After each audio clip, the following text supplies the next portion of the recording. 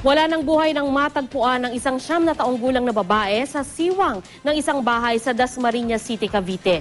Lumalabas sa investigasyon na tinorture na, pinagsamantalahan pa ang biktima. Balitang hatid ni Chino Gaston. Tila sinakluban ng langit ang pamilya ng 9 na taong gulang na si Zosie May Magluyan matapos siyang matagpuan sa likurang bahagi ng isang bahay sa barangay San Lorenzo 2 sa Dasmariñas, Cavite nitong 5 ng Enero. Nakasiksik ang bangkay sa isang malaking siwang o espasyo sa ilalim ng bahay kasama ng mga basura.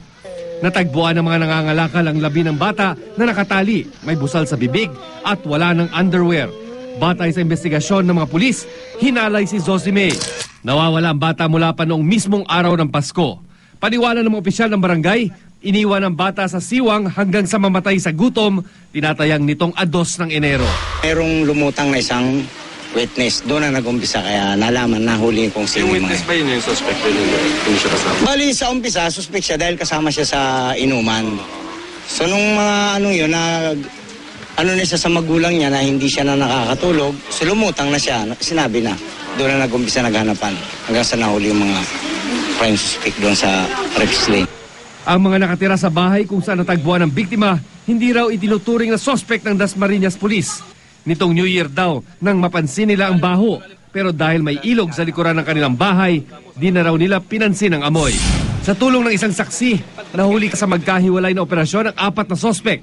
Kinilala silang sina Ryan at Kenneth de Lequeña at Jason at Rodel Cubian, mga kapitbahay ng biktima. Kasama pa raw sa mga nagbuhat ng kabaong ni Zosie May sa libing ang 4. Katarungan ba para sa apo ko kasi ako rin nagpalaki noon. Napakasakit sa akin yun sa amin.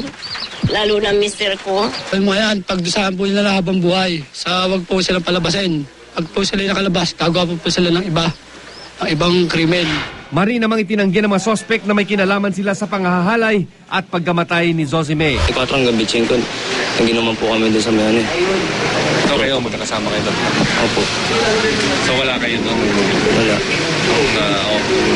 Time doon na wala yun? Wala po. Nandito po ako sa may taas.